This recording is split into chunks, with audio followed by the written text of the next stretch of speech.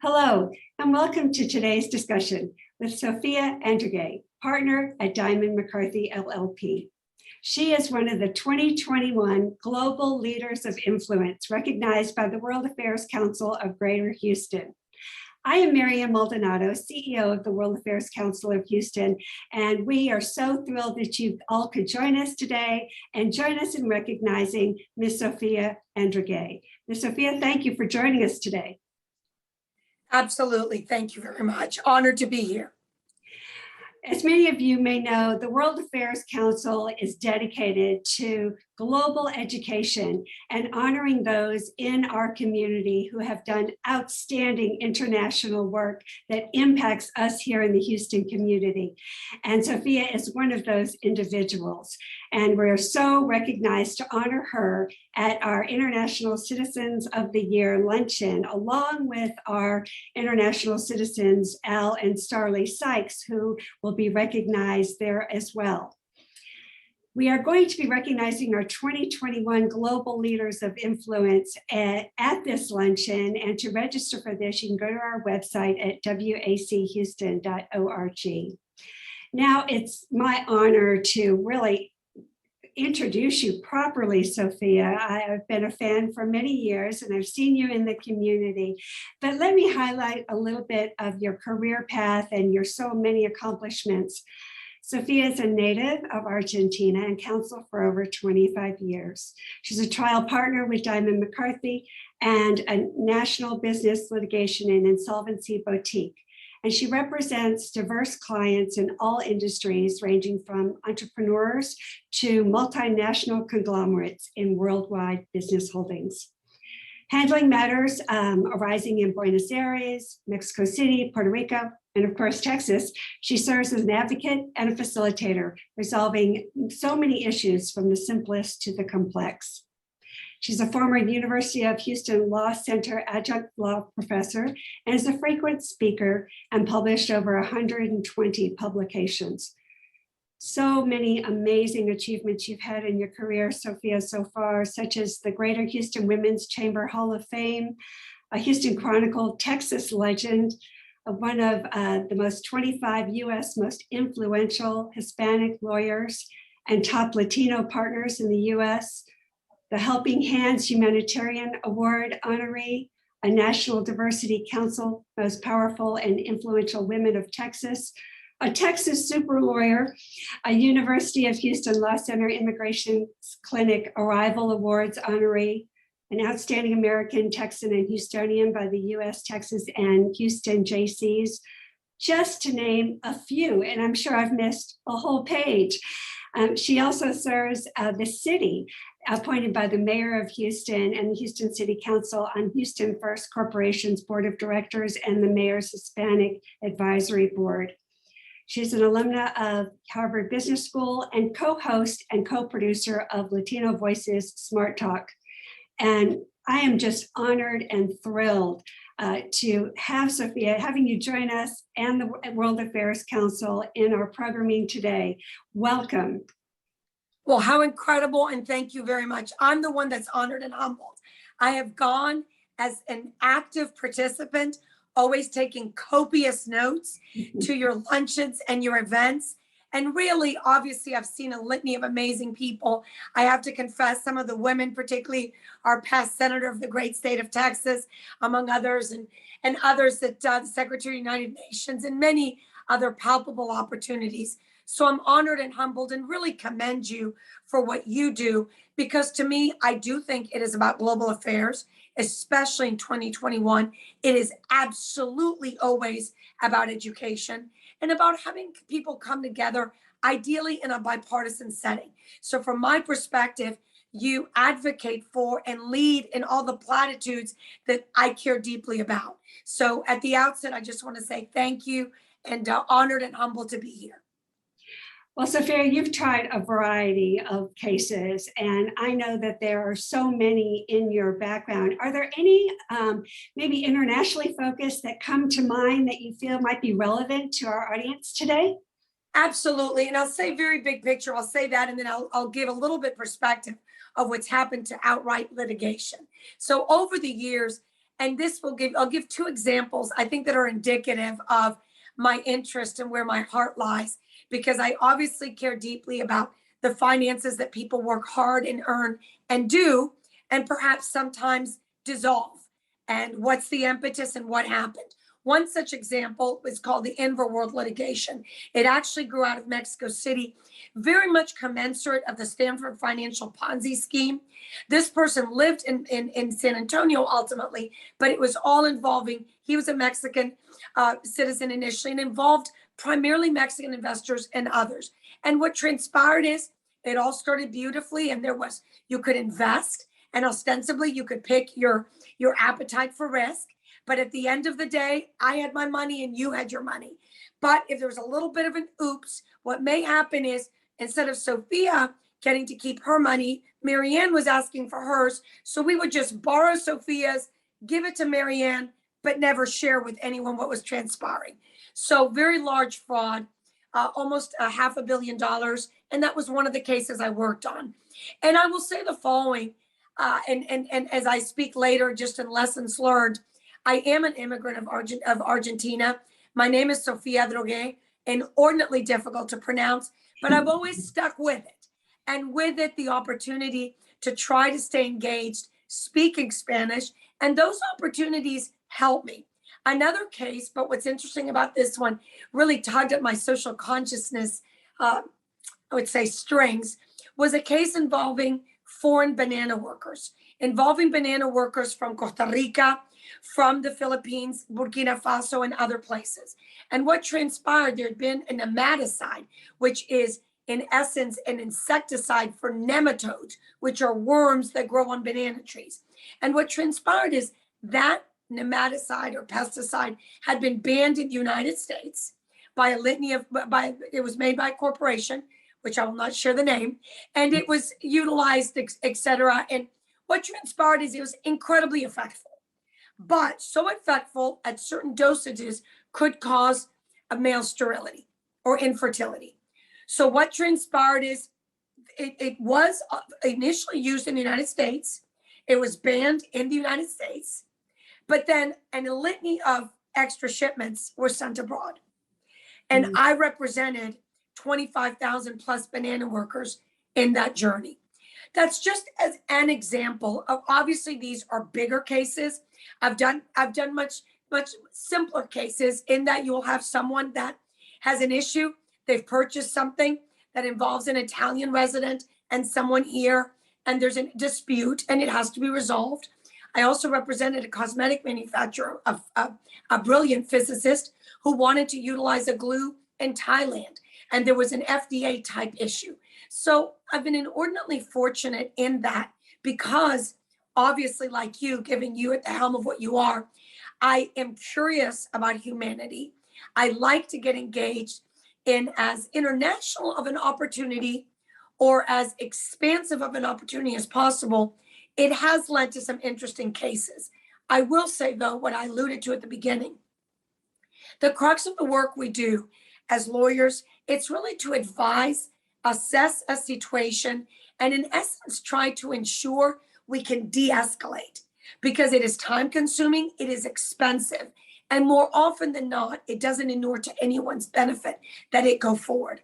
Moreover, the crux of the cases that I work on, and really almost all litigation, less than 1% of cases go to litigation at this juncture, and the type of work I do, less than 0.5%. But what does happen, and one of the most significant recognitions I've had, is I was chosen to, in essence, envision and be the editor of what will be a 5th edition coming out in a few weeks of a 2,000-page textbook. If you have to navigate such a situation, it is complex. How do you do it? Wow. You have had such amazing successes, and I know and I hear the passion in you for ensuring that things are done in the right way and the quality way and as expansive as we can. When it comes to kind of international affairs, I know, what might you attribute your success in your field? I know you've spoken in the past about how your children inspire you, but maybe what attributes do you credit your success in your law degree or in your law experience? Okay, thank you. I think it's almost a twofold question. So let me first focus on the international component. I think evidently and obviously, if you're not born in this country, but you're lucky enough to come here at some juncture, you of course already have this international component because you're not from around here. I don't sound like from around here. I think people think I'm from New York, although I've proudly been here more than 25 years and an aficionado of Houston, Texas, the prophetic city at the cusp of a changing America, giving due homage to Dr. Kleinberg, of course. But the reality is this: I think if you do have the luxury and opportunity of having been born outside the United States, have the luxury of having another language, but then you come and experience what the United States is, and it is a true melting pot. You have a perspective of being an outsider, but then that wants to be integrated. And I think when you have those attributes, it helps, I think, from a sense of humility, ideally of some patience, of some acceptance that the table should be an inclusive table. It should be a diverse table, as broadly defined as that could be. So I would say that's the international component, and I tried to do it. I think let's also give credit where credit is due to this amazing city. When you have a city with 145 languages spoken, over 85, if not 90 consular corps groups that are here, including 1 out of every 4 being foreign born, you have a situation where the opportunity to be engaged in global issues or international perspective is welcome, and it gives you an opportunity. Now, specifically in terms of success concepts or attributes, the reality is there's no magic formula. I think the recipe for success is a very broad term. It's very personally defined. I think, though, it is a tremendous amount of persistence, perseverance. This is not a pretty peep word, but I'm just going to say it: perspiration. I sleep little, drink tremendous amount of coffee, and I'm always trying to learn. You gave me too much credit. Now, I did go to Rice undergrad and U of H Law School and was finished at the top of my class. For the first couple of years, I was first in my class and did a lot of other things, President Law Review, et cetera. However, I'm a graduate of Harvard Business School OPM program. And I want to be clear because that is where attributes and credentials matter, and integrity and transparency the most.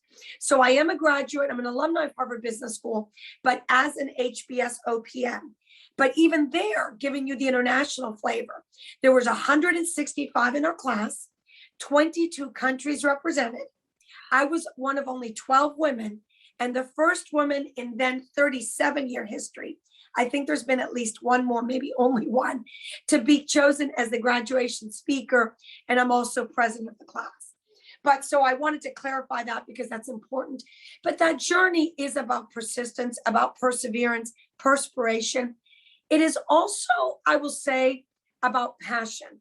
Just a few hours ago, I had the luxury of actually hearing my previous Harvard Business School professor, Robert Kaplan, who's now at the Federal Reserve, and he was interviewing Ruth Simmons. And in that conversation, he talked about really the fuel. The fuel is, in essence, for you, for all of us, it's the passion in something. And I think that's important. I also laugh sometimes and say the panache. Whatever is that makes you a little bit unique, that little je ne sais quoi, that extra special dessert that you bring to the table. And I would say, quite frankly, indicative of our city, I think I went through the P's. Now I'm going to give you some G's, and I promise to stop. I think it is about the grit. I think it's about the grind. And hopefully you'll get lucky and have some gravitas and greatness. I love those. I might have to duplicate those. Done. So you do so much for our community and so much for the Latino community as well. What do you see as the global Hispanic vision for the future in Houston for that community? Do you have any thoughts around that? I would say as follows.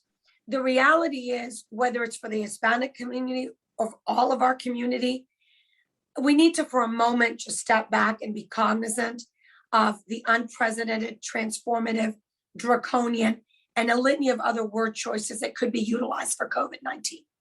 We know that it has, in essence, caused a recession that was really historical in context. It has led to a lot of social, economic, mental, and really health crisis. As a result, many, and I would say most of us have been impacted. There is no doubt there are some communities that have been impacted more, and among them are the Hispanic community. You've got limitations around healthcare. You've got limitations again about access to education, and a litany of other things. So I would say, as we look forward and ahead, and we try to navigate and pivot, we do have to put people first. We do have to put humanity first, and I think we have to be cognizant of. We had to change a litany of things. Please, we're doing this on Zoom. That said, when you have such catalyst and an opportunity, because it's been chaotic, what can we learn? And I think for the Hispanic community, among a litany of things, is the need to focus on education. Now, to be very clear, it's not an issue that the Hispanic community nor other communities don't wish to focus on education. Indeed, the Hispanic community, including the immigrants, they absolutely appreciate the need for it strongly, but it's an issue of access. So how can we do that? I think part of the message, Marianne, is you don't need to go to the traditional school. That's a great choice. But there is amazing courses at HCC, Lone Star, and a litany of others in which you can now get degrees. And the reality is just focus on education, just focus on reading. So I would say right now for the Hispanic community, but I think it's our community at large, the focus on education. I need to give credit again to Dr. Kleinberg, where he talks about, what you earn is what you've learned. I think that's critical. That's one of my recipes for success. I came to this country and I needed to speak English. So I actually won. Then the entire year I would enter into and win reading contests at the library in Boston because I needed to learn. And the learning, the reading ultimately paid off. So short answer to the question, I think what the Hispanic community is struggling with is an issue. But for many, it's an issue of opportunity, of access to jobs that pay what need to be paid so we can take care of our children, we can take care of our loved ones, we can be in a safe place, but along the way be educated.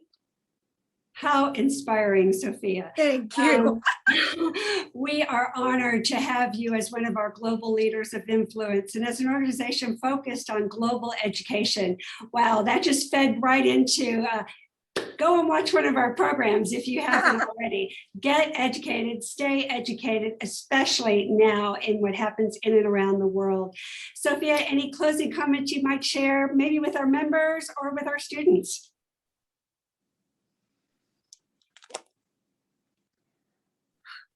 I'm trying to just think of what I've said or not said, and perhaps focus a little bit on, a little bit of my life mantra. And there's a couple of quotations, and then I want to just think for a moment. One that I utilize is about never forget who you are and where you come from. And just be confident enough in whatever it is. And utilize aspect of that as you move forward. I do think you can make a living or design a life. I think it's terrific to have lots of talk. I've been inordinately fortunate. I have received over 40 awards. This is one, by the way, World Affairs Council, that I'm privileged because I will tell you, one of the things I've sought to do, and as I was preparing for this, I remember getting the Barbara Jordan Legacy Award and remember receiving an award by the National Jewish Federation, in the Greater Houston chapter, among others, and litany of others that I don't necessarily come from that particular background, but it is a situation where I believe in the inclusivity. So walk the talk. I believe completely in carpe diem. I believe you're a more effective advocate, a more effective professional, and a more effective human being if along the way you give back. I'm just thinking for a moment of just other trajectory pieces. I would say that this is an inordinately sobering time. I do think that generations to come will be looking at things the pre-COVID and post-COVID. But I do think when you have such chaotic situations, it accelerates a litany of things. There's some acronyms I've seen, among them from McKinsey, that I like, and I think it's a good one. And I think it's one that we can apply into our personal life, into our professional life, and even in being educated. It's a SHAPE acronym, and it says is the S. As we move forward to survival in 2021, it's the S for the startup mentality. The H is for the human at the core. The A is for the acceleration of digital data. We've obviously seen it. We're living it with this. The P is for the purpose-driven customer playbook. At the end of the day, do not forget who your customer is, your client is, your loved one. E, be cognizant of the ecosystem around you and adapt accordingly. One of the other quotations that I think is so true is crisis is like an adrenaline for innovation. Barriers that once took years to overcome, in essence, evaporate. So what do we do with that? What can we learn from obviously a horrific situation that many of us are still living with and make the most of it, utilizing the education we have and the education going forward? As I contemplate and end, I know that there is questions have been asked before about books and things as such. You didn't ask, but I did prepare, so I will share with you a few because I think it's indicative. Our current U.S. Surgeon General has this book called About Together, and it's the healing power of the human connection in a sometimes lonely world. What is deeply sobering about this, Marianne, and I'm sure you've read the book, he authored it and did the research pre-pandemic.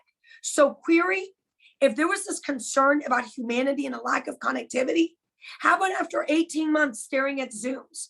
The others, I think also, there's a litany of successful women, of people. I happen to particularly pride myself in wanting to know the stories of Hispanics, African-American, or just other women. This is one called, there's a book called Unapologetically Ambitious, about a very successful woman, happens to be African-American in her journey. The others, I would say, a couple on brain, because I say that getting to the issue of education, I think Live Wired by David Eagleman is also tremendous, and the 7.5 lessons about the brain. So as I contemplated, I believe be a voracious reader, be a voracious thinker, but also be a voracious humanitarian. Pay it forward with a vengeance, and ideally, great things will come.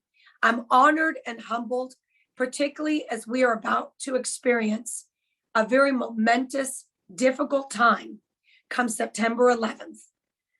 Really, my heart is with everything transpiring across the world, all of the freedoms that are once again being questioned, particularly for among us as women. I'm really honored to be an immigrant. I'm really honored to have the luxury to be a citizen of this great country, and really humbled by the number of men and women that have done so much for our freedom. Thank you again for this honor. I'm truly humbled. Thank you, Sofia. And you truly are a 2021 global leader of influence. Thank you all for joining us. Have a great day.